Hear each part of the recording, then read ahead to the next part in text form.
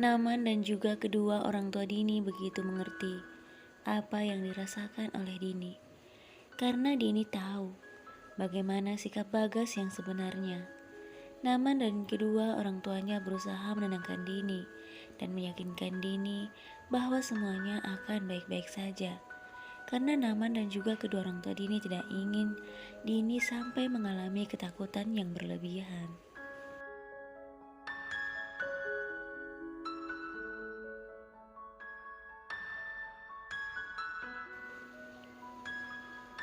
Hari demi hari dan bulan demi bulan telah berlalu. Kini Papa Dini begitu bangga dengan Naman, karena saat ini Naman mengalami kemajuan yang sangat bagus. Semenjak Naman dapat diandalkan dalam perusahaan, Papa Dini sering berkata kepada Naman, "Naman, hari ini Papa tidak pergi ke kantor. Tolong kamu handle semuanya ya." Ataupun dengan berkata, "Naman, besok Papa tidak ke kantor. Tolong, besok kamu pimpin rapat. Setelah itu, menemui klien." Seperti itulah kalimat yang diungkapkan oleh Papa Dini kepada Naman.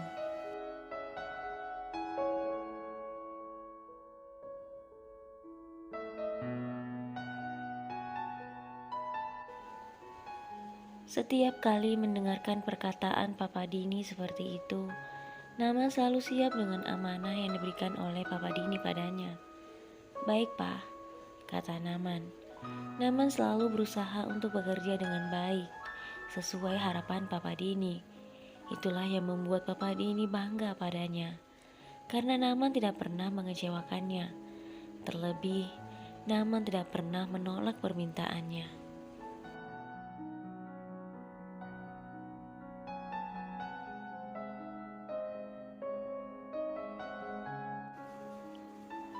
Sementara Bagas yang berada di dalam penjara terus berteriak kepada setiap polisi yang bertugas saat itu. "Hei Pak Polisi, lepaskan aku. Tolong lepaskan aku, Pak. Jika aku terus berada di sini, bagaimana aku bisa bertemu dengan Dini?" kata Bagas sambil mengeluarkan tangannya dari jeruji besi dan melambaikan tangannya kepada polisi-polisi itu. Para petugas yang berada di situ tidak ada yang menghiraukan perkataan Bagas.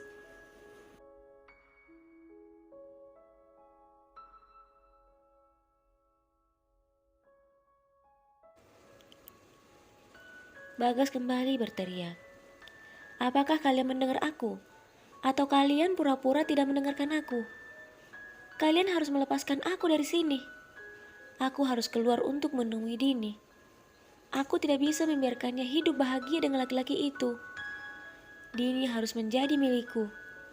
Dan kekayaan kedua orang tuanya pun juga harus menjadi milikku.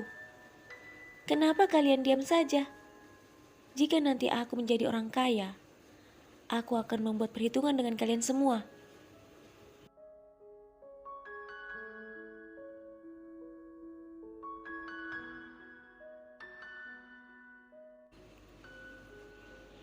Melihat Bagas terus berteriak dan mendengar perkataan Bagas seperti itu, para napi yang lain merasa kesal. Mereka kemudian berdiri dan mendekati Bagas. "Hei Mas, untuk apa berteriak? Mereka tidak mungkin akan melepaskanmu dari sini. Jadi percuma saja kamu teriak. Lagi pula, bukankah kamu sudah pernah bebas? Lalu, kenapa kamu kembali lagi ke tempat ini? Apakah kamu memang suka tinggal di dalam penjara ini? Perbuatan apa lagi yang telah kamu perbuat? Sampai-sampai para polisi itu menjemputmu."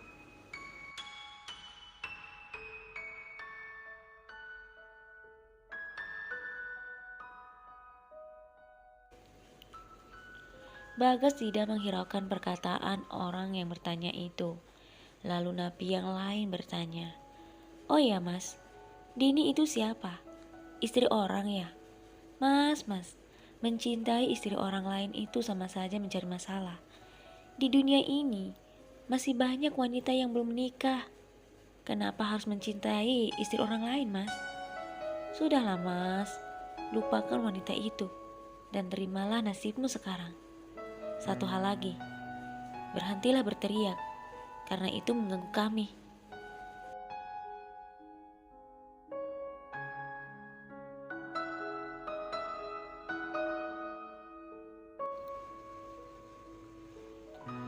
Bagas tertunduk. Aku tidak mungkin bisa melupakan Dini setelah menjalin persahabatan yang sekian lama dengannya. Lagi pula, aku menjadi seperti ini karena aku mencintai Dini. Tetapi Dini selalu saja mengacuhkan perasaanku. Bahkan sampai saat ini, dia harus bertanggung jawab atas hidupku yang sekarang yang telah hancur. Seharusnya aku yang menjadi suaminya, bukan supir itu. Tetapi, bagaimana caranya agar aku bisa keluar dari penjara ini? Batin Bagas.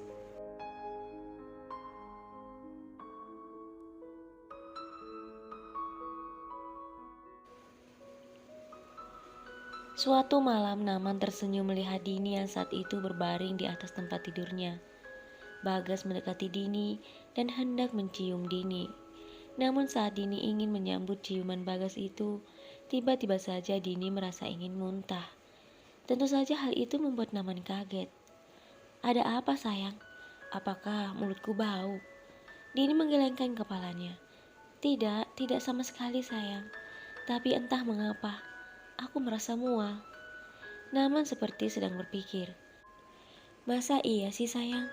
Karena aku ingin menciummu, kamu merasa mual. Bukannya hal ini biasa kita lakukan, kata Naman pada Dini.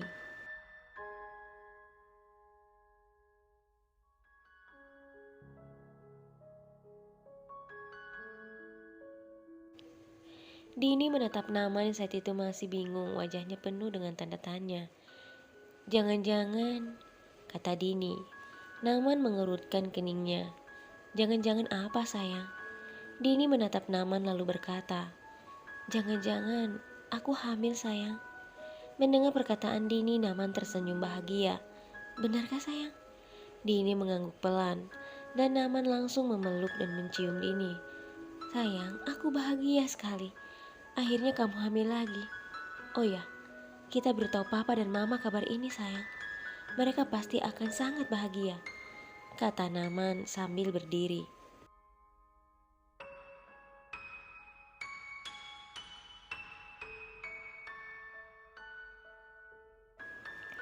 Dini kemudian menarik tangan Naman. Jangan dulu sayang, kita harus memastikan dulu apakah benar aku hamil atau tidak. Besok kita akan ke dokter dan memeriksa kebenarannya. Jika aku benar-benar hamil, barulah kita akan memberitahu papa dan mama. Jangan sampai mereka sudah bahagia, ternyata aku tidak hamil. Naman mengerti dan kembali duduk di dekat Dini. Kemudian Naman tersenyum sambil membelai wajah Dini. Baiklah sayang, kata Naman.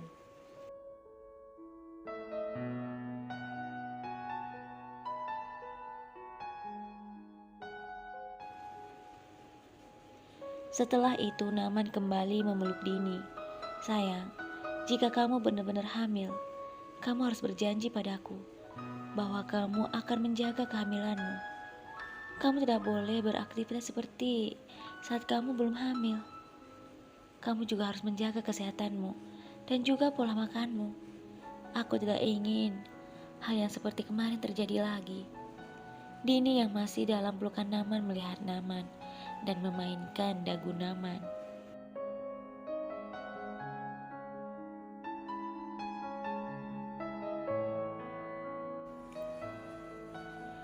Dini berkata dengan manja, iya sayang, tentu saja aku akan menjaganya dan aku akan lebih berhati-hati.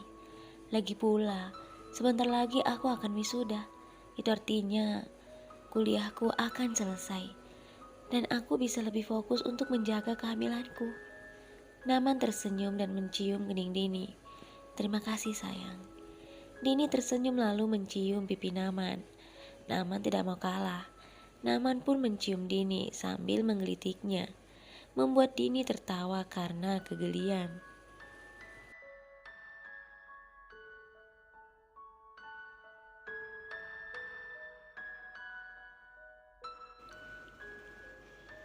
Keesokan harinya Naman dan Dini datang ke dokter kandungan untuk memastikan tentang kehamilan Dini. Setelah melakukan USG, dokter kandungan itu tersenyum dan menyampaikan kabar bahagia itu kepada Dini dan Naman. Selamat ya Pak, Bu, karena saat ini Bu Dini memang benar-benar sedang mengandung dan usia kandungannya saat ini sudah memasuki 2 bulan.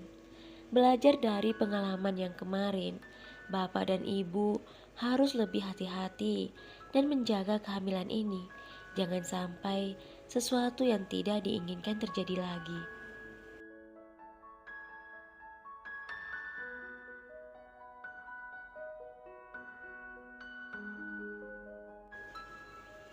Naman dan Dini tersenyum bahagia mendengar perkataan dokter itu. Iya dokter, saya akan lebih berhati-hati dalam menjaga kehamilan saya ini. Saya tidak akan mengecewakan suami dan juga kedua orang tua saya, kata Dini. Dokter itu tersenyum. Itu bagus ibu, dan sebagai seorang suami, Bapak harus selalu siap siaga dalam menjaga istri Bapak ya. Naman mengangguk tersenyum. Tentu saja dokter. Terima kasih banyak ya dokter. Dokter itu kembali tersenyum. Iya, sama-sama.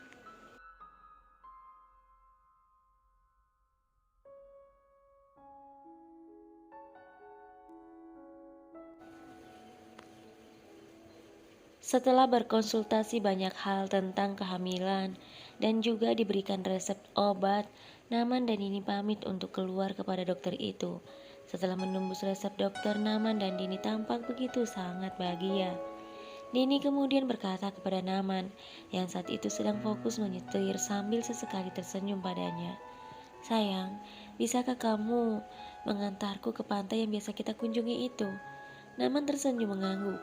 Tentu bisa sayang, sekarang kita akan ke sana.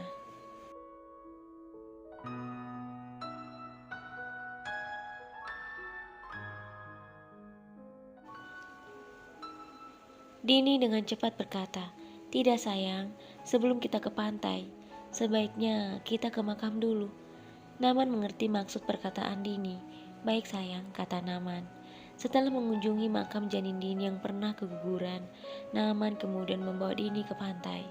Saat berada di pantai itu, Naman dan Dini duduk di sebuah kursi yang menghadap ke laut lepas. Terima kasih sayang, atas semua yang telah kamu berikan padaku. Aku sangat bahagia dan beruntung memilikimu, kata Dini.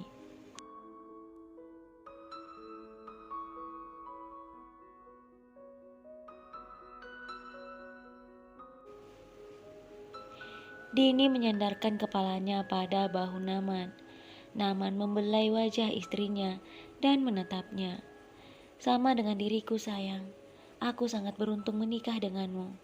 Kehidupan seorang supir tiba-tiba berubah berkat seorang putri yang sangat baik dan rendah hati. Dini dan Naman tersenyum bahagia, lalu memandang laut lepas yang begitu indah.